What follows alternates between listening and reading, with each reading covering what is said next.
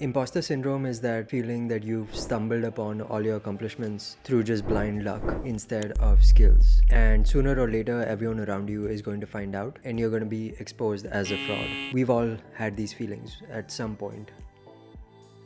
Well, I'm here to tell you that this is very common and everyone has these feelings. And there are ways to deal with this so that it's not hampering your career growth. Hey, my name's Akash. I have a decade of product experience. I'm a Harvard MBA grad and angel invest in startups. On this channel, we talk about ways to level up your product management skills and career. So what actually causes imposter syndrome? There's a widely studied phenomenon called the Dunning-Kruger effect. And what this talks about is the relationship between competence and confidence. When someone doesn't know anything about a subject, when someone is just learning about a new subject, their confidence is high because they don't know what they don't know. As they learn, as they build their abilities, their confidence actually takes a hit and starts to decline. Eventually, as they stay on that path and keep improving their skills, keep improving their abilities, their confidence rises back up and they are confident in their abilities. Even Bruce Lee understood this concept really well.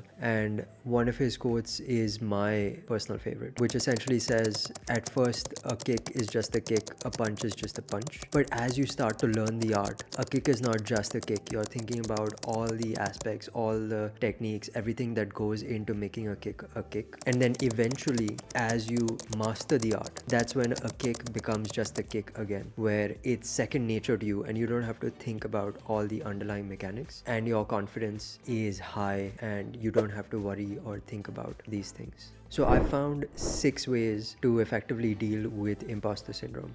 First, you need to recognize that you're not alone. Everyone has these feelings, from celebrities to athletes to business leaders. Everybody has these feelings and has expressed these feelings. Michelle Obama has famously talked about imposter syndrome a lot, even though she has no reason to feel underconfident, but she still has those feelings. So you're not alone, and recognizing that is the first step because it means that you're not going through something that is different or unique. It's something that everyone feels, everyone comes across, making it a lot more common and something not to be worried or ashamed of. The second is let it out.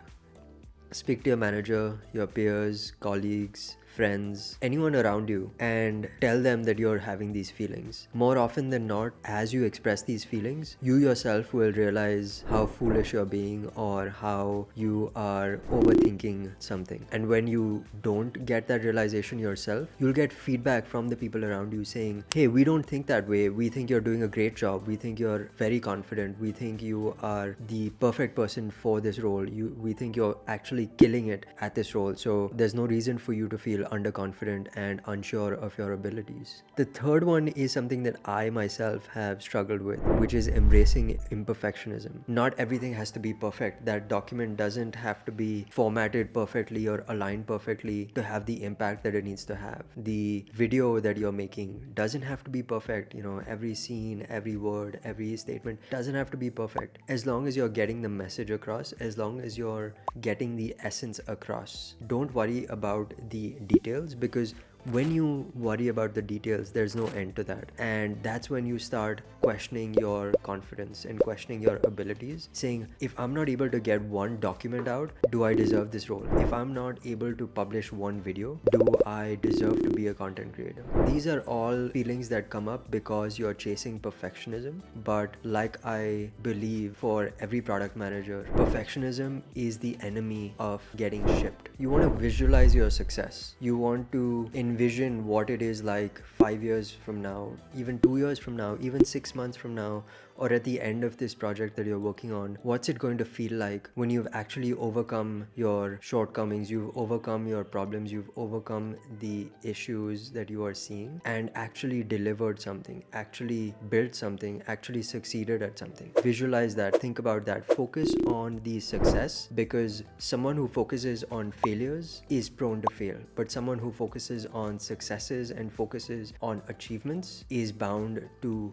achieve those and succeed at their vision. Fifth is you need to seek support. If none of these other ways are working for you, and if you feel like this is a repeated problem that you are feeling, beyond a certain level of acceptance or beyond a certain level of commonality with others, if others around you are noticing that, hey, you're really underconfident and you're not really working to the best of your abilities, seek some support. There's always professional help that everyone can seek, and this can be a professional mentor or a coached, human resources person. This can be anyone who can help you deal with this in a structured and a professional way. So don't be afraid to seek support. And finally, number 6, you need to consider the context. So going back to the Dunning-Kruger effect, the place when people feel imposter syndrome is really when they are moving from that I don't know what I don't know to, oh my gosh, I know all the things that I don't know now, and that's why my confidence is going down. That second phase is when people feel the imposter syndrome. But look at it the other way. What that also means is that you are treading uncharted territories for yourself. You are either growing in your career, you just got a promotion, you just got a change in role where you are looking at a new space, a new industry, something that you haven't done before. And what that means is that you've pushed yourself outside of your comfort zone. While it might feel weird and icky and uncomfortable in the moment, remember that everything will pass and you will come out at the other side much stronger and much more confident in yourself. So imposter syndrome is actually the flip side of being successful. As someone becomes more and more successful, that's when they feel imposter syndrome. So if you're feeling imposter syndrome, that means you have succeeded at something, you have made some achievements in your life, and those are things to be proud of. Those are things to celebrate. So don't forget to celebrate the wins and celebrate your successes as you go, because those things will build your confidence and let you know, hey, this is just a transition phase in my life where I'm learning something new, I'm trying something new out, but like I've done in my life so far, this will pass and I will come out stronger, I will come out more confident. So always consider the context of why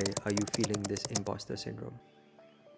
If you're trying to land a great product management role and you're just feeling this lack of confidence, check out this video where I walk you through exactly the problems you need to avoid to build a killer PM resume, as well as give you tips and tricks of what I have learned in my decade of product management experience that will help you build the perfect killer PM resume and land interviews and start landing jobs.